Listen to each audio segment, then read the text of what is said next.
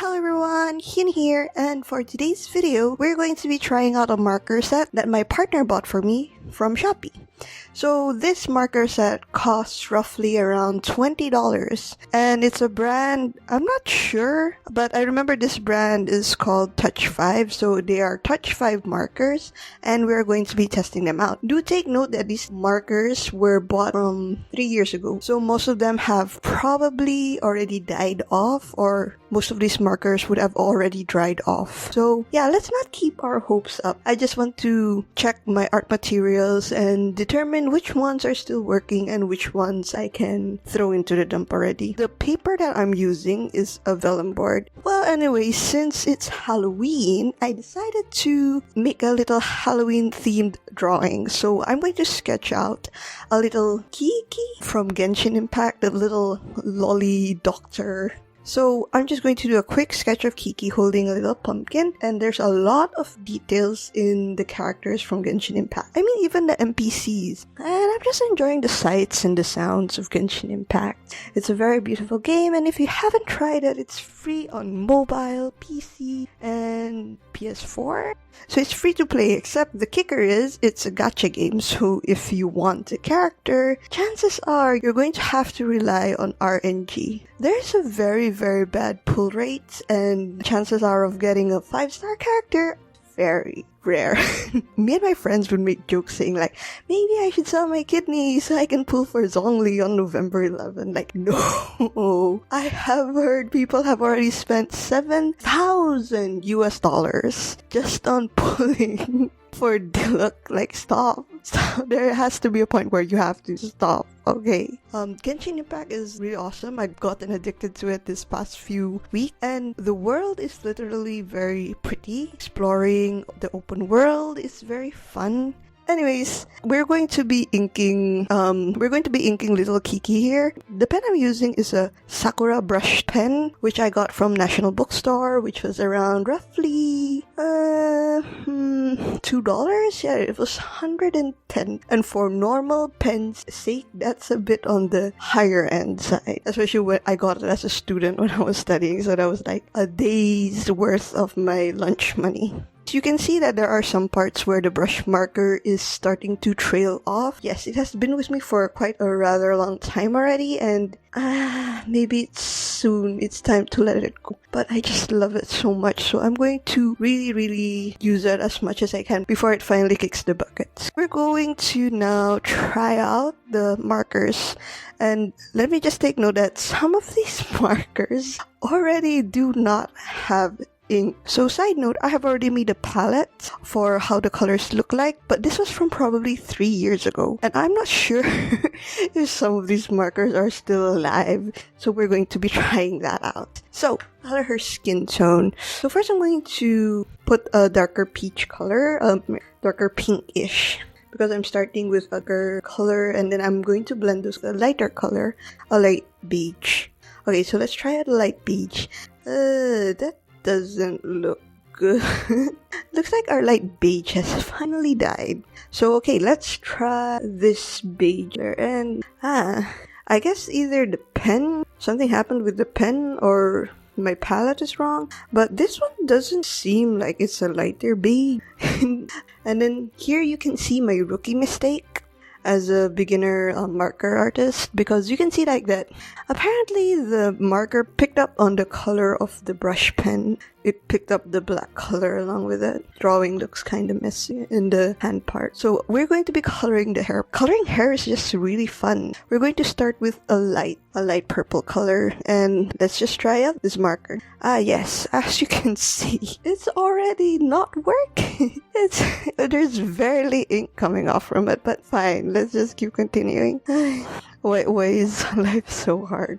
Anyways, we'll just keep continuing the hair, and then we'll add like a much darker purple on there, on the bottom part of the hair and the insides. And then we're just going to blend it with the previous color, so that with the lighter purple, and we're just going to roughly blend the dark purple with the light purple, if you get my drift. Yeah, just keep rubbing it back and forth until it, forms a kind of gradient. Oh, and side note, take this review with a grain of salt because I am inexperienced with markers. So I have no previous experience with markers, as well as before this I didn't actually read, what do you call this? I didn't actually have any experience with markers, as well as I didn't take up tutorials how to use markers. So yes, take this review with a grain of salt because I am not an expert in coloring with markers. Okay, so let's continue. Next, we are going to be coloring her hat.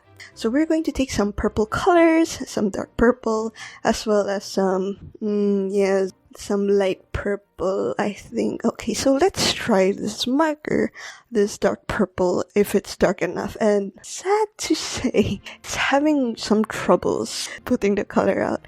So we're just going to use the thick end of the brush, the flat brush, so we can add more color faster. We can add color faster than, than spending time and coloring it with the fine brush tip. And then we're just going to add those details in, and if you want to have more fine details, that's where the fine brush tip comes in, of course. So we're just going to color her hat, and then we're going to use a darker purple to color in the shades of the hat. Color in some shadings here and there. But how is it so? I don't think the dark purple is actually dark enough to have a difference. Let's take up our, let's try to color the details on her dress now.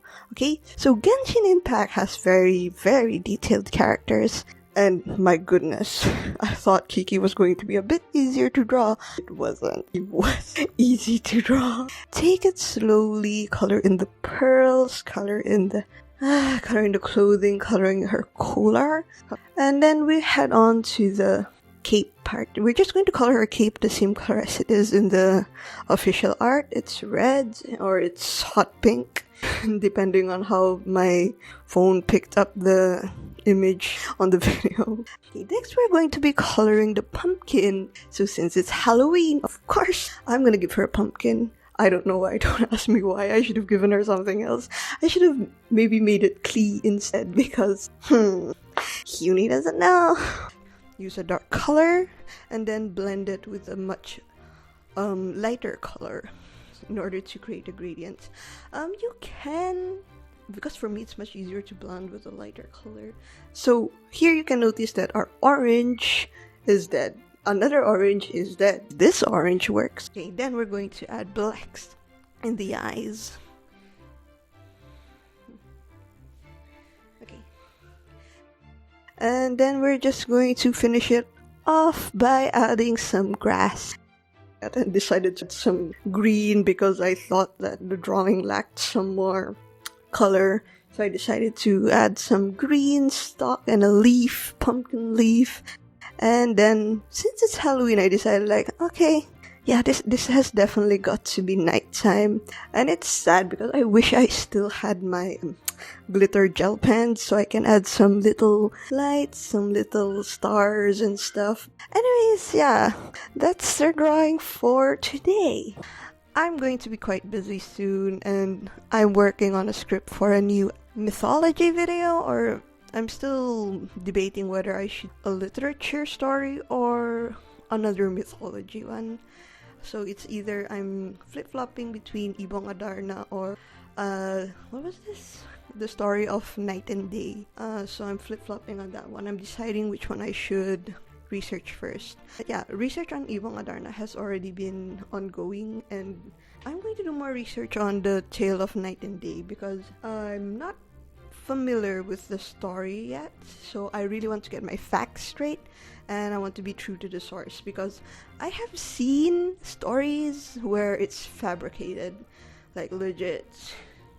I don't know who would fabricate fables and stuff, but anyways, that's it for our Halloween special, and I hope to see you in the next video.